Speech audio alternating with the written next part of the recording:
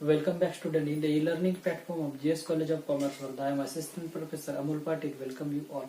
Today we will be discussing about a numerical problem, income from house property. This is lecture for BCom 4 SEM subject financial account. Okay ये lecture में हम income from house property का normal वाला simple वाला problem लेंगे इस problem के अंदर। और ये जो प्रॉब्लम है वो लेट आउट के ऊपर डिपेंड है, लेट आउट प्रॉपर्टी के ऊपर है। ठीक है, सबसे पहले हमें क्या करना पड़ता है, ऊपर में अकाउंट्स के ऊपर में नाम देना पड़ता है। जैसे कि यहाँ पर है computation of income from house property of mister A. ये है पीवाई मतलब प्रीवियस ईयर और एवाई मतलब असेसमेंट ईयर। प्रीवियस ईयर है अपना, हमेशा यही रहेगा आपके लिए 2019-20 और 2020-21। ये हो गया हमारा असेसमेंट ईयर और अपना प्रीवियस ईयर। चलो एग्जाम्पल सॉल्व करते समय हम सबसे पहले क्या करते हैं, एक्सपेक्टेड रेंट निकालते हैं। एक्सपेक्टेड रेंट कैसे निकालते हैं, तो उसके लिए तीन वैल्यू आपको गिवन रहेगा। तीन वैल्यू आपको गिवन रहेंगे, एक है म्युनिसिपल वैल्यू, सेकंड है फेयर रेंटल वैल्यू और थर्ड है स्टैंडर्ड रेंटल वैल्यू। इस बेसिस पे हम एक वैल्यू निकालते हैं जिसका नाम है एक्सपेक्टेड रेंट। ठीक है, तो यहाँ पे एक्सपेक्टेड रेंट का कैलकुलेशन हम करेंगे। तो सबसे पहले कौन सी वैल्यू आते हैं, दो वैल्यू का हम कंपैरिजन करते हैं। फर्स्ट कौन सी बन जाएंगे, म्युनिसिपल वैल्यू, और सेकंड अपने बन जाएंगे फेयर रेंटल वैल्यू। तो थोड़ा एग्जांपल को पढ़ते हैं। ये एग्जांपल आपको इस डिस्क्रिप्शन के नीचे जो लिंक रहेंगे उस लिंक पर जाइए, एग्जांपल मिलेगा। एग्जांपल को डाउनलोड कीजिए और अपने कॉपी में नोट डाउन करके मेरे साथ एग्जांपल को सॉल्व कीजिए। तो चलो एग्जांपल को पढ़ता हूँ। A is a owner of a house in Delhi. It EMV मतलब municipal value is 75,000, fair rental value 1 lakh, standard rent is ₹90,000, has been let out for ₹90,000 per annum। ठीक है, ये लेट आउट प्रॉपर्टी है। लेट आउट का meaning होता है किराए से देना। ठीक है, तो लेट आउट प्रॉपर्टी है, इसीलिए लेट आउट का कैलकुलेशन हम इस तरीके से करेंगे। देन यहाँ पर बोला है, तो यहाँ पे चार वैल्यू हमें गिवन है। सबसे पहले वैल्यू म्युनिसिपल वैल्यू, तो उसको लिखेंगे हम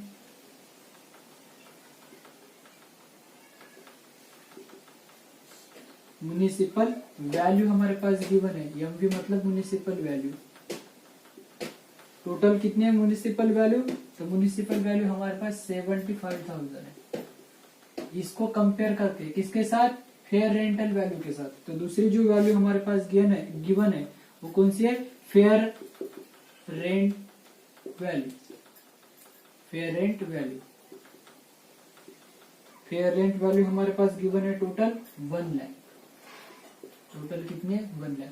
इन दोनों को कंपैरिजन करते हैं और इन दोनों में कंपैरिजन करके कौन सी वैल्यू लेती है, तो यहाँ पे दो वैल्यू हमने लिख लिया, एक म्युनिसिपल वैल्यू और दूसरी फेयर रेंटल वैल्यू। इन दोनों का कंपेयर करते हैं और कौन सी वैल्यू लेते हैं, तो यहाँ पे हमने बोला था विच एवर इज मोर, तो यहाँ पे लिखेंगे विच एवर इज मोर।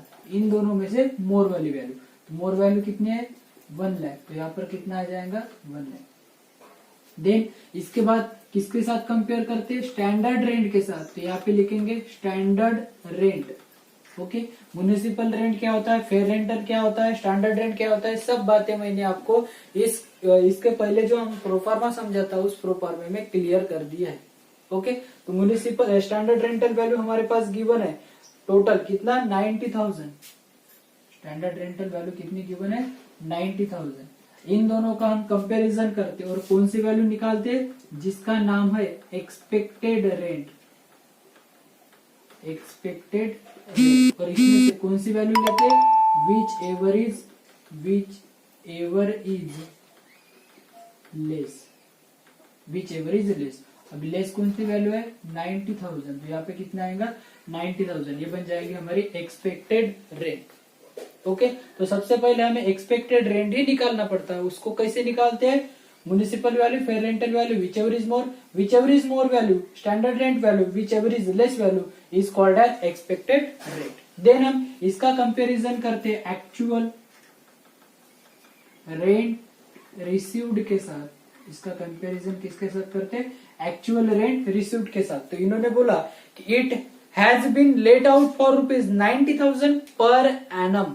हमने क्या कर दिया था, वो घर जो था 90,000 पर एनम पर हमने किराए से दे दिया था। तो यहाँ पर कितने आएंगे, जो वैल्यू निकल के आएंगे कितने आएंगे, 90,000। ओके और इसका कंपैरिजन करके हम क्या निकालते हैं, ग्रॉस एनुअल वैल्यू। यहां पे लिखेंगे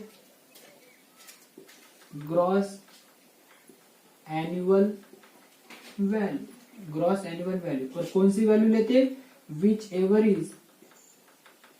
एवर इज मोर।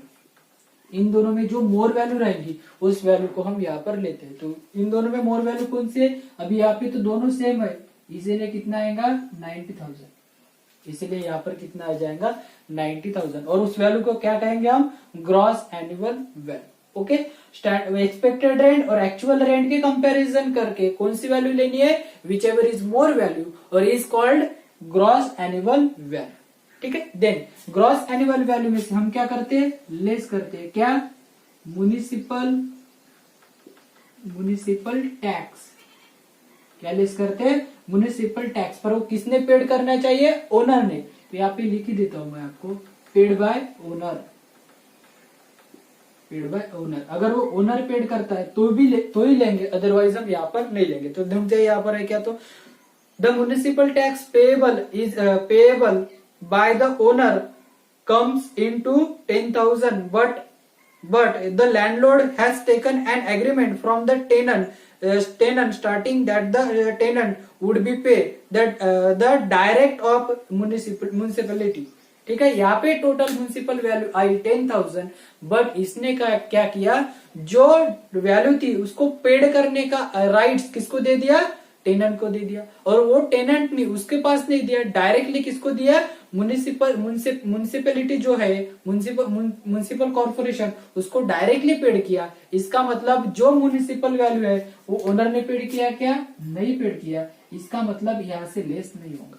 अगर वो ओनर पेड करता है तो यहाँ पे लेस होगा, अदरवाइज वो लेस नहीं होगा। और यहाँ से लेस करने के बाद जो वैल्यू निकलेंगी उस वैल्यू को हम कहेंगे नेट एनुअल वैल्यू। उस वैल्यू को हम क्या कहेंगे, नेट एनुअल वैल्यू। तो टोटल कितने आएंगे यहाँ पर 90,000, टोटल कितने आ जाएंगे 90,000। ओके देन इसमें से हमें क्या करना पड़ता है, दो तरीके के डिडक्शन मिलते हैं, एक स्टैंडर्ड डिडक्शन और दूसरा इंटरेस्ट पेड वाला डिडक्शन। चलो एग्जांपल को आगे बढ़ते हैं। एग्जांपल में क्या बोला है, the landlord however bear the following expenses on tenant amenities under the agreement: water charges, lift maintenance, lighting and star lighting, उसके बाद गार्डनर सैलरी। ये सभी एक्सपेंसेस किसने किए, अपने टेनेंट ने किए हैं। तो उसका अमेंडमेंट हमें नहीं मिलेगा। उसके बाद भी हमें कुछ बोला है, the landlord claim the following deduction: repairs, land revenue, collection charges, legal expenses incurred in connection with the purchase of land on which the house build. सभी एक्सपेंसेस उसने किए, तो इसमें से कोई भी एक्सपेंसेस नहीं आएगा। गवर्नमेंट का सिंपल रूल है, अगर आप कोई एक्सपेंसेस करते हो, ठीक है, अभी आप तो बोलेंगे सर हमने तो इतने सारे एक्सपेंसेस कर दिए तो हमको क्यों डिडक्शन नहीं मिलता। तो गवर्नमेंट ने सिंपल रूल किया कि आप कितना भी एक्सपेंसेस कर लो या मत करो, आपको एक कॉमन डिडक्शन जरूर मिलेगा जिसका नाम है स्टैंडर्ड डिडक्शन, जो कल के एग्जाम्पल में मैंने आपको बता दिया था। ठीक है, तो वो हमारा स्टैंडर्ड डिडक्शन मिलता है, कितने परसेंट रहता है वो, नेट एनुअल वैल्यू का 30%। और दूसरा जो डिडक्शन मिलता है वो कितना मिलता है, कौन सा मिलता है, इंटरेस्ट पेड वाला डिडक्शन। वो भी हमें गिवन रहता तो देता, यहाँ पर इंटरेस्ट का कोई उल्लेख नहीं किया, इसीलिए वो डिडक्शन हम नहीं देंगे। तो यहाँ पे दो तरीके के डिडक्शन मिलेंगे, deduction under section 24A and B, deduction under section 24A and B. First deduction आएगा स्टैंडर्ड डिडक्शन जो कितना रहेगा, नेट एनुअल वैल्यू के, मतलब 90,000। नेट एनुअल वैल्यू कितनी निकली, 90,000 के 30%, तो ये हो जाएगा 9 इंटू 3 27,000। कितना मिल जाएगा, 27,000। और सेकंड जो डिडक्शन है वो किसका मिल जाएगा, इंटरेस्ट पेड। ये डिडक्शन कितना है, तो यहाँ पर गिवन नहीं है, इसका मतलब वो डिडक्शन नहीं मिलेगा। टोटल वैल्यू कितनी बची, 63,000। इस वैल्यू को नाम देंगे हम income from house property, taxable income भी बोल सकते हैं या इनकम फ्रॉम हाउस प्रॉपर्टी, यहाँ पर कितनी आई 33,000 सॉरी 63,000। तो इस तरीके से हमने जो वैल्यू निकाली वो लेट आउट प्रॉपर्टी की वैल्यू हमने यहाँ पर कैलकुलेट कर दी। ओके, बाकी का हम नेक्स्ट इसमें देखेंगे। तो ये लेट आउट हो गया। अब लेट आउट और अपना सेल्फ ऑक्युपाइड दोनों को कंबाइन करके हम एक नया एग्जांपल अगले वीडियो लेक्चर में बनेंगे, ताकि आपको ये तो सबको क्लियर हुआ होगा। ये सब्जेक्ट आपके लिए नया है, अगर आप उसको अच्छे से देखते हो, अच्छे से वीडियो देखते हो या अच्छे से समझ लेते हो तो आपके लिए यहाँ पर कोई भी मुश्किल जाने वाली नहीं है। ठीक है, आज के लिए इतना ही। कल बाकी का हम अगले वीडियो लेक्चर में बताएंगे। तब तक के लिए इसकी प्रैक्टिस करते रहो।